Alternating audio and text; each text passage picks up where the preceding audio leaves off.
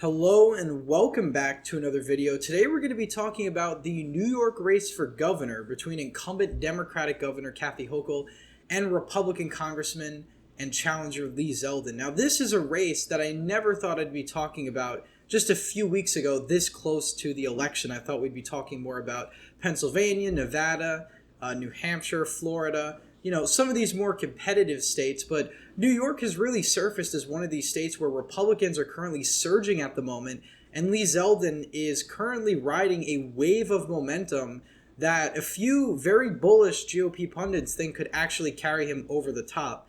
Now, of course, I'll put my thoughts about that later on in the video, but we're going to talk about this race in depth. We're going to look at some of the polls. We're also going to take a look at the previous New York races for governor and what it would take for Lee Zeldin to actually win statewide by sort of crunching some of the numbers in some of these key counties throughout the state. So we're going to take a look at all of that in just a second. But first, if you're new to the channel, please consider subscribing down below and liking this video if you enjoy. As you probably guessed by the title of this video, Lee Zeldin is currently doing a lot better than any pundits thought he would just a few weeks ago. If we take a look at the recent polling out of the state of New York, currently Lee Zeldin is surging at the moment. Of course, we could take a look at the overall graph where early on back in the spring and even early summer, Lee Zeldin was really hovering in the low 30s, low to mid 30s. And then all of a sudden, come maybe September, really in October, you see a huge bump for Zeldin and a huge drop, or a minor drop rather, for Kathy Hochul, who was always hovering around 50 or a little bit above 50%, which for an incumbent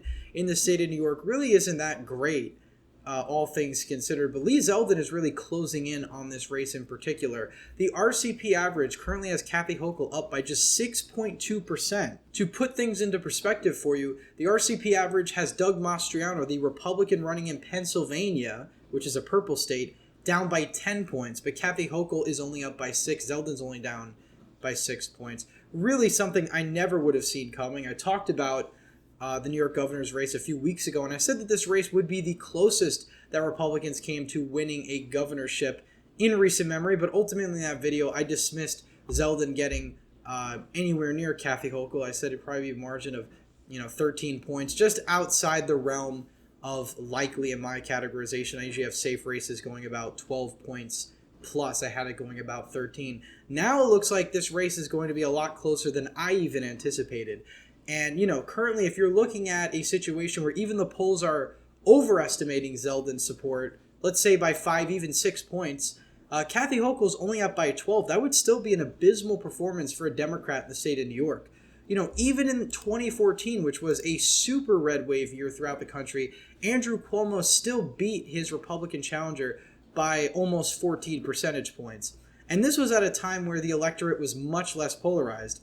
Albeit there is a caveat in this as well. Andrew Cuomo was much more popular as a governor as well, particularly downstate, which I think this time around will be Lee Zeldin's real key to victory. If in the rare chance he actually does win this race, it's going to come from downstate New York in particular, New York City and Long Island. Andrew Cuomo did fairly well in these regions. He barely lost Suffolk County. He won Nassau County by over 8 percentage points.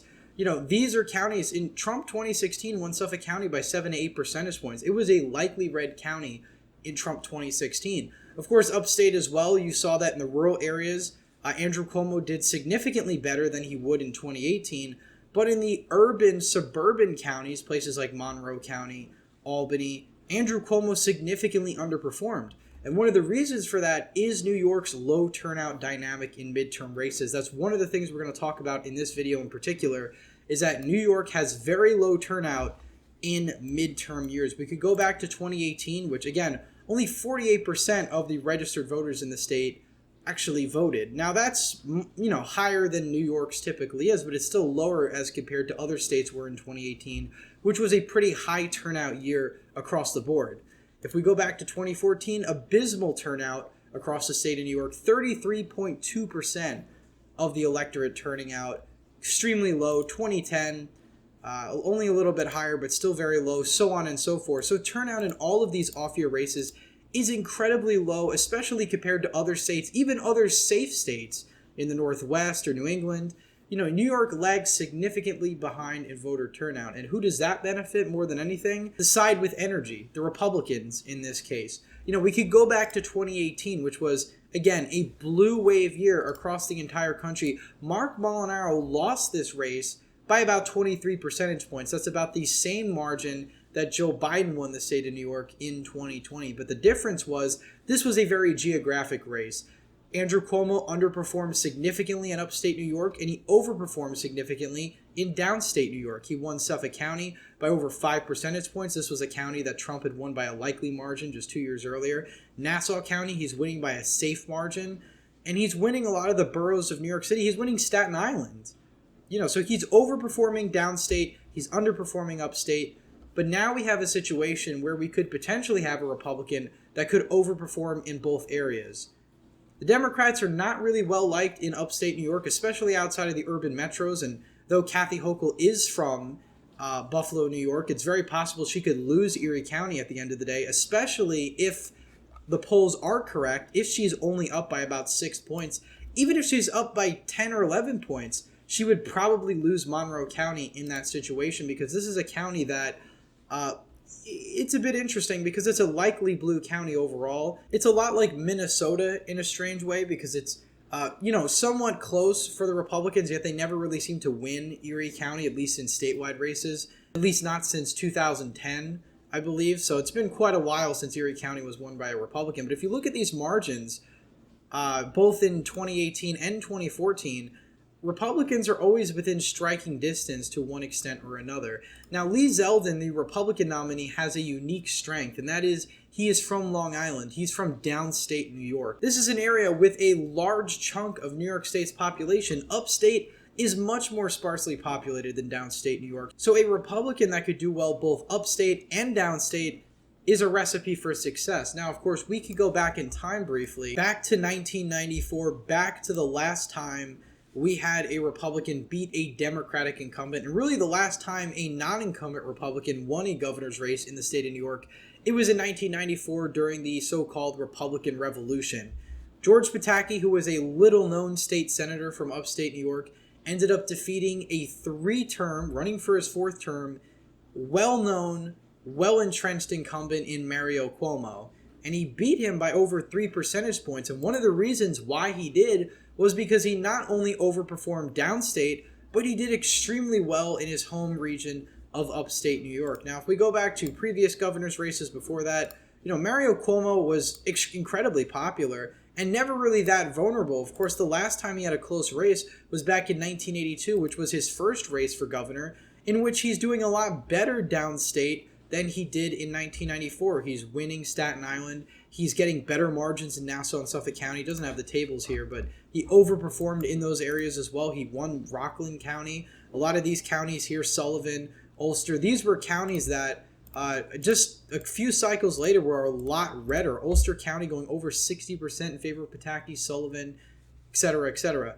So an overperformance in both upstate and downstate New York is key, and so far Republicans haven't really been able to do that in the state of New York because, again, New York has a lot of things going against them. The fact that it's a very blue state, the fact that its political geography, the Republican strongholds are very sparsely populated. The Democratic areas only seem to be getting bluer, at least in the post-Trump era, and also they're much more populated. But the one thing going in favor of the Republicans this cycle is the momentum and is the fact that New York tends to have very low turnout in governor's races. And I think Lee Zeldin, who's somebody who has overperformed in the 1st Congressional District, which was a district that only voted for Trump by about 3 points, he ended up winning it by almost 10. So he does have crossover appeal, and his campaign in particular is probably one of the best campaigns you could run in the state of New York, consolidating the Republican base, getting the Republican base energized and excited for you, while at the same time not alienating moderate voters, which is something I think Zeldin has done very well.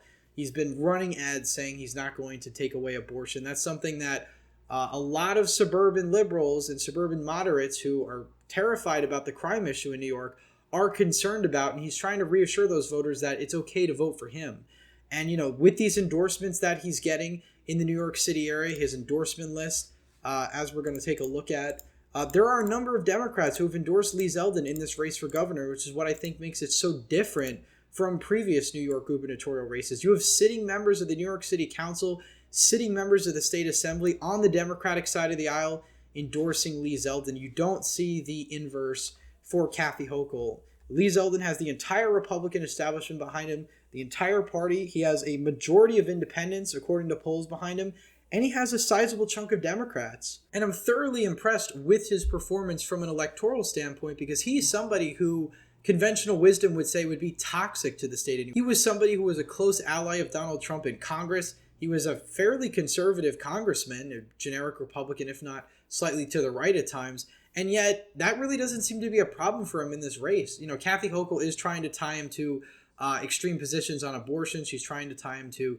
January 6th. And so far, it really doesn't seem to be working, because he's having the best performance of a Republican in New York in recent memory. And the polls are indicating that. You know, if Lee Zeldin was down by 15 points, I'd probably argue, you know, maybe he'll, lose by 12. There'll be a slight undersampling of his support. But now it's very likely that there's an undersampling of Kathy Hochul's support, if anything, or Zeldin really just does have the momentum in this race. And I wonder what, if anything, the RGA is going to do about this, Republican Governors Association. They really haven't done anything to help out Doug Mastriano in Pennsylvania, his governor's race.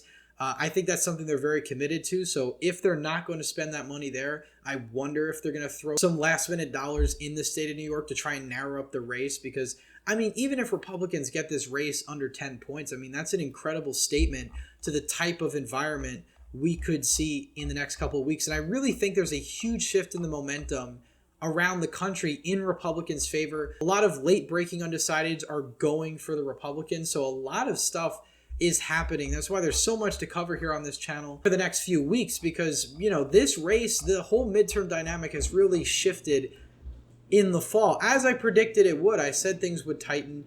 Roe v. Wade, these other issues that were hot button issues over the summer really have started to fade away. The main issues of the midterms really are crime and inflation, and those are issues that the Republicans are winning on. The Democrats are not winning on those issues. And as much as Democrats want to make this midterm about abortion, the vast majority of voters don't see that as their top issue. And we're seeing that in one of the bluest states in our country. Now, if we take a look at election shuffler, this is something I wanted to play around with, because it actually can serve as a guide for this race in particular, because New York only has 2 candidates on the ballot. For the first time in over 80 years for a gubernatorial race, New York will only have 1 Republican and 1 Democrat. And that's pretty historic, because usually there's always a libertarian or some third-party candidate on the ballot. This is the first time in 80 years that there'll only be 2. So election shuffler could actually come in handy, because as far as I'm aware, there's no third-party option for election shuffler. So, 61 to 38, that's really just the results you get if you basically eliminate the third-party support and basically break the third-party voters equally between Democrats and Republicans. So I don't really like to use this website, even though I think it's very cool because of the way you can shift counties and play around with the math and whatnot. I just don't think it's usually accurate in a lot of these races where there's more than 2 candidates, because, third parties tend to take away from one or the other, and etc. So it doesn't really set the right dynamic. But in the case of New York, I think this is a very helpful tool to actually use. So given the polling that we're seeing, something I decided to do for New York in particular was to, first off, shift the outer counties outside of New York City significantly to the right, about 15 points, let's say. And New York City, I kept at about the same numbers as the New York City mayoral race, which again was very low turnout.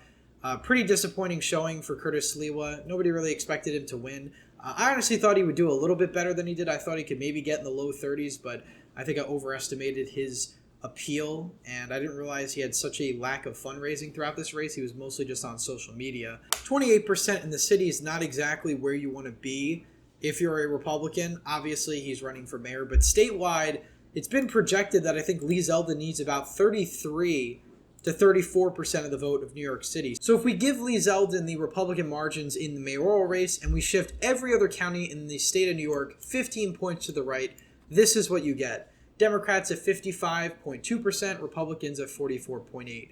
That's still an 11-point margin of victory for the Democrat here. Now, one thing I neglected to do, and one thing that I'm not going to do because it'll take way too much time, was adjust the turnout, because this is based on 2020 turnout. This is under the assumption that turnout would be exactly the same in terms of the percentage and whatnot in all of these counties. And realistically, I think turnout is going to be higher in places like Long Island, higher in upstate New York, and significantly lower in the boroughs of New York City. And if it is higher, it'll probably favor the Republican candidate. Again, some of these margins are huge shifts in favor of the GOP. Suffolk County, which is a county with over 1.5 million people, Republicans winning it with 57% of the vote. That would be huge, and it is huge. Now, of course, if you mess with turnout, let's say all the boroughs of New York City have, 12 points less turnout than the rest of New York State. I don't think that'll happen. Could, but I just want to kind of play around with the numbers to kind of see what the margin would actually be if we decrease turnout in every borough. We'll just leave Staten Island where it is for good measure. So if we decrease New York City's turnout by 12 points, 13 points every borough, you still get Republicans at just 45.6%. Now, considering the fact that that's really good for Republicans in New York, that in itself is a victory, a moral victory for the Republican Party. But there's a number of areas, the upstate cities, for instance, where Democrats are still winning by 6 points. Albany County going plus 17. These are counties that in the past couple gubernatorial races were a lot closer. And if we see something like that again this cycle, it really could make this race decently close. Again, for New York standards. But if you give places like Onondaga County, for instance, narrowly to Lee Zeldin, we'll give it to him by about 2 points. Monroe will give to Lee Zeldin as well, maybe narrowly, less than a point. Albany will make Albany a lot closer. Let's say Zeldin only loses Albany by 11 points.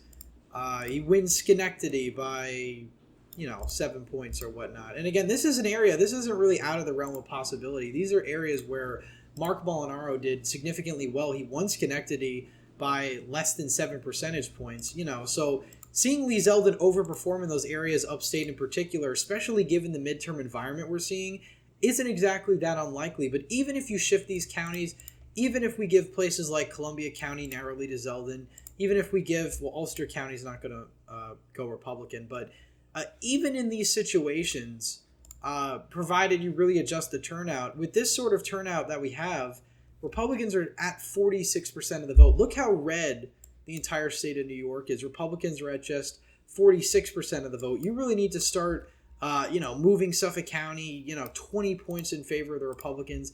Nassau County, maybe 10 points in favor of the Republicans. Now, these are not the margins I think are going to happen, but you really have to shift these counties so dramatically to the right that it's almost not realistic in any scenario to get Zeldin over the top. So the math really is against him in this race. It would take a really large shift in New York City that no one's really expecting, perhaps in Brooklyn, Queens, and even the Bronx, for this race to kind of turn out in a better light. Let's give him, 21% in the Bronx. Let's get him, I don't think 40% is even realistic, but I'm just playing around with the numbers here. Let's give him 31% in Brooklyn.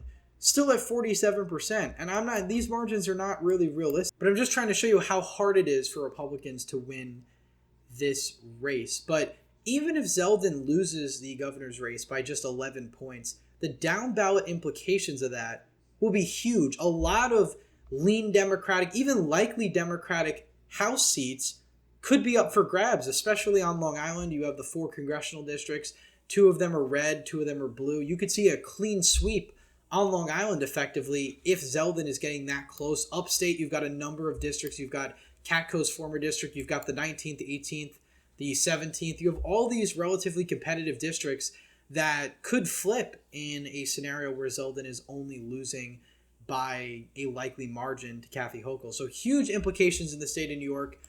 We'll be watching it on election night. Of course, check out our election night live stream. I'll put it up soon, probably at the 2-week mark before the election. So be sure to set reminders for that. As always, if you haven't already, please like this video down below, subscribe to the channel. This is going to be a very interesting race, and it's not a race that I expected to be covering this late into election season. Anyway, guys, thank you all for watching, and I hope to see you in the next one.